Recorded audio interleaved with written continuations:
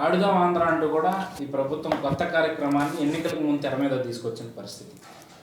మరోపక్క రాష్ట్రంలో ఉద్యమాలతో అట్టుడికిపోతా ఉంది ఆంధ్ర రాష్ట్రం. మహిళలందరూ కూడా రోడ్ల మీద ఉన్న పరిస్థితి. దీన్ని ఎట్లా చూస్తారు మీరు? అంటే నిజంగా అసలు దీని గురించి ఏం చెప్పాలో కూడా నవ్వొస్తుంది. ఆడుదాం ఆట ఆడతానే ఉన్నాడు ఆట. జగన్మోహన్ రెడ్డి గత 4.5 సంవత్సరం నుంచి ఆడతానే, ఇంట్లో కూర్చొని పబ్జీ ఆడుతూనే ఉన్నాడు.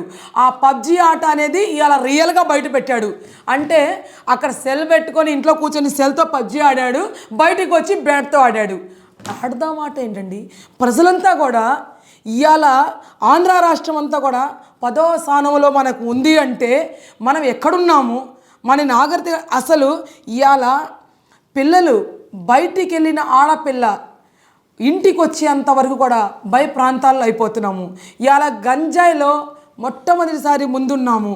ఇవాళ గంజాయి మొక్కలు ఆడబిడ్డని ఎక్కడికి ఏం చేస్తారనేది కూడా ఆ ఆలోచనతో తల్లిదండ్రి ఆ బిడ్డకి మనం కాలేజీకి కూడా పంపించాలా వద్దనే ఆలోచనలో ఉన్నామంటే ఈయన ఆడుదాం ఆట అంటాడు. ఆడతాడు.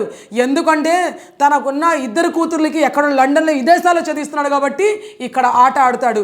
ఈ ఆట ఆడేటప్పుడు ఒక పనికి మళ్ళీ ఒక రోజా ఉంది, దాన్ని చేయబట్టి ఆడిస్తున్నాడు చూడండి ఆట.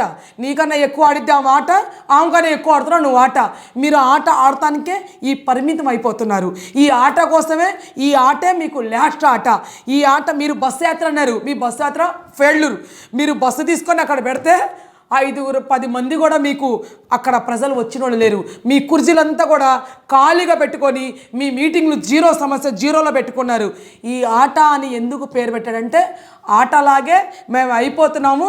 ఈ బ్యాట్లు చేతిలో పెట్టుకొని, సంచులు చేతిలో పెట్టుకొని ఆంధ్ర రాష్ట్రం వదిలిపెట్టేసి ఎవరెవరు ఉన్నారో ఈ ముఖ్యమంత్రితో పాటు ఈ తెలుగుదేశం పార్టీ మీద విమర్శించిన వాళ్ళందరూ కూడా మొత్తం బ్యాగులు పెట్టుకొని, బ్యాట్లు భుజాల మీద పెట్టుకొని పరిగెత్తుతారు త్వరలోనే, 100 రోజుల్లోనే.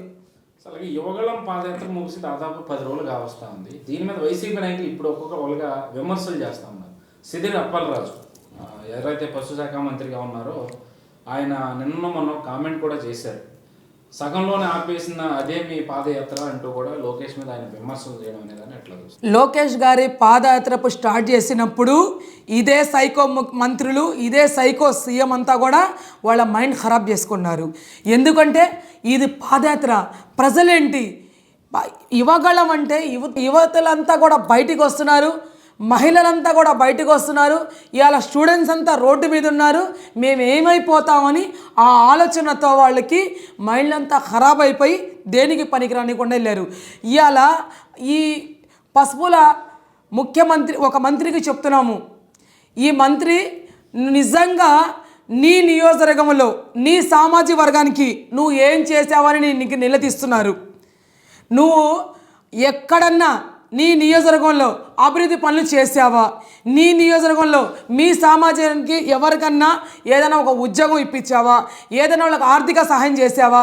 నీ మంత్రి పదవి కోసం నువ్వు సైకో జగన్మోహన్ రెడ్డి కాళ్ళ దగ్గర కాళ్ళు నొక్కుంటా ఉన్నావు. ఇప్పుడు మీరు కామెంట్ చేస్తున్నారంటే మీ పని అయిపోయిందిరా బాబు. అందుకనే మా శిరీష్ అక్క ముందు నువ్వు దేనికి కూడా పనికి రాకుండా అయిపోయావు. ఎందుకంటే ఒక స్త్రీ, ఒక మహిళ అంటే వాళ్ళ తాత తరాల కాడి నుంచి కూడా రాజకీయంలో వాళ్ళు ఏ రకంగా ఉన్నారు. ఒక బీసీ బిడ్డ అనేది మీ సామాజిక వర్గానికి తెలుసు. ఏంటంటే మొన్న నీ అదృష్టవేదవాడిని చిన్న స్వల్ప ఓటలతో ఆమె ఓడిపోవటం జరిగింది, నువ్వు గెలిచావు. అందుకనే ప్రజలు నీకు 2024లో నీకు పంపిస్తున్నారు. రెండవది పంపించగాక నీ జగన్మోహన్ రెడ్డి నీకు అక్కడ సీట్ ఇవ్వట్లేదు. నువ్వు ఆలోచించుకో. నువ్వు నారా లోకేష్ గారి గురించి కామెంట్ చేసే అంత ఇది మీకు లేదు. ఎందుకంటే నీ ముఖ్యమంత్రి ఆనాడు పాదయాత్ర చేసినప్పుడు రకరకాలుగా మాట్లాడి అబద్ధాల నుంచే నడుచుకుంటా వచ్చి ఆయన ముఖ్యమంత్రి అయ్యాడు. నారా లోకేష్ గారు ముఖ్యమంత్రి అవ్వటానికి పాదయాత్ర చేయలేదు. నారా చంద్రబాబు నాయుడు గారు ముఖ్యమంత్రి అవ్వటానికి అంటే ప్రజల కోసం, ప్రజలు పడే బాధలు, ప్రజలు పడే పాట్లు 4.5 సంవత్సరం నుంచి ప్రజలంతా కూడా రోడ్ల మీద పెట్టేసి ఇవాళ కూలోడికి కూని పని లేదు. ఇవాళ పనిచేసే ఉద్యోగస్తుడికి ఉద్యోగం లేదు, చదువుకున్నవాడు పోయి వేరే రాష్ట్రాల్లో బతుకుతున్నారు. ఇవన్నీ తెలుసుకొని ప్రజల సమస్యలు తెలుసుకుంటానికి నారా లోకేష్ గారు నీ నాయకుడు నడిచిన దాని మీద 200 కిలోమీటర్లు ఎక్కువే నడిచాడు మా నాయకుడు. మీకు దమ్ము లేక, మీకు ధైర్యం లేక, ఆనాడు మాట్లాడుతున్న చేతగాక నారా లోకేష్ గారు చేసిన పాదయాత్ర గురించి, నారా లోకేష్ చేసిన యువగలం గురించి మీ మైండ్ అంతా ఖరాబ్ అయిపోయి ఇవాళ మీరంతా కూడా మినిస్టర్లని, ఎమ్మెల్యేని, ఎంపీల్ని మార్చుకునే పరిస్థితి వచ్చిందంటే ఇంతకన్నా సిగ్గుచేటు ఉందా అని అడుగుతున్నాం మేము. అది మా సవాల్, అది నారా లోకేష్ గారి సత్తాని సవాల్ చేస్తున్నాం. అలాగే చివరిగా మనం చూసుకుంటే రోజా గారు ఈ మధ్య మళ్ళీ నోరుకి పని చెప్పినట్టుగా తెలుస్తూ ఉంది. తెలుగుదేశం పార్టీలో 175 స్థానాల్లో కూడా పోటీ చేయడానికి అభ్యర్థులే లేరు, ఖచ్చితంగా ఈసారి మళ్ళీ జగన్మోహన్ రెడ్డి ముఖ్యమంత్రి కాబోతా ఉన్నారు అని చెప్పి ఆవిడ చేసిన వ్యాఖ్యలను మీరు ఎట్లా చూస్తారు? ఏంటి రోజా గురించి చెప్పాలంటే రోజా కాదు, ఊరి మీద వదిలేసిన అమ్మతో ఒక గేద అంటే అందరూ తెలిసిన విషయమే. తనకి ఇప్పుడు 175 సీట్లు గెలవచ్చు, కానీ ముందు ఈమెకి నగరిలో సీటు ఉందా లేదా, ఉంటే ఈమె గెలిచిందా లేదో అందరి గురించి వదిలేసి నీ నియోజకవర్గంలో నీకు సీటు ఉంటే నువ్వు గెలుస్తున్నావు లేదో దానికి సవాల్ చెయ్యి. నేను గెలుస్తాను అని ఎక్కడన్నా ధైర్యం ఉంటే నీకు డిబేట్కి రా, నీకు ఎక్కడన్నా కలిజా ఉంటే నువ్వు బహిరంగ వచ్చి సవాల్ చెయ్యి, పందాలు కట్టు, నీతో మేము కడతాము. అంతే తప్ప తెలుగుదేశం పార్టీలో నుంచుంటానికి నాయకులు లేక, నుంచుంటానికి కార్యకర్తలు లేక కాదు. ఇవాళ ఉన్న తెలుగుదేశం పార్టీలో ధైర్యం కాదు, మగతం ఉన్న మగవాళ్ళు, గుంట ఉన్న ఆడవాళ్ళు అంతా కూడా ఇలా తెలుగుదేశం పార్టీలో ఒక సైనికులుగా పనిచేసే నాయకులు. ఇవాళ మీ పార్టీ నుంచి, మీ వైసీపీ ప్రభుత్వం నుంచి, మీ పార్టీల నుంచి వరుసలు కట్టి మా పార్టీకి వెళ్ళి ఇవాళ 75 మంది ఎమ్మెల్యేలు కానివ్వండి, దాంట్లో ఉన్న ఎమ్మెల్సీలు కానివ్వండి, నియోజకవర్గ ఇన్ఛార్జీలు కానివ్వండి, ఎంపీలతో సహా 75 మంది క్యూ కడితే అవకాశం మా నారా చంద్రబాబు నాయుడు ఇవ్వట్లేదు.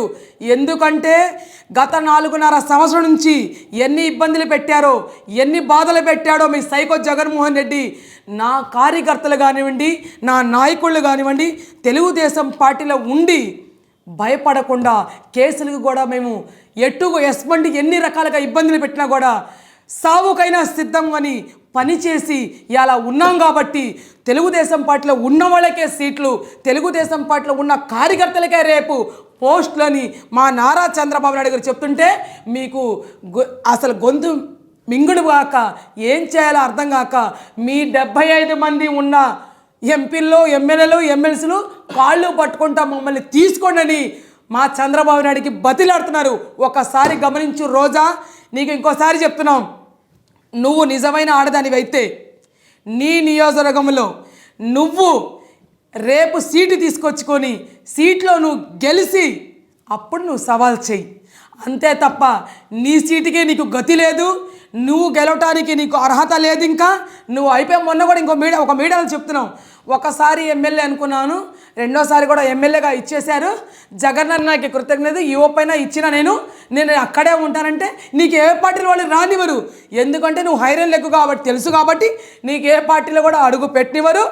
నువ్వు ఆ బ్యాట్ ఆడుకుంటా వెళ్ళి తమిళనాడులో ఆడితే నీకు తరిమి కొడతారు. తెలంగాణకు వస్తే నీకు బాల్ కొట్టినట్టు కాంగ్రెస్ వాళ్ళు కొడతారు. ఏ రాష్ట్రానికి వెళ్తావంటే నువ్వు కర్ణాటక వెళ్ళిపో. ఎందుకంటే మీ జగనన్న ఇంట్లో ఒక 75 రూములు ఉన్నాయి, ఒక రూమ్ నీకు ఇస్తాడు, నువ్వు జగనన్న పబ్జీ ఆడుకుంటా ఉంటావని చెప్తున్నాము.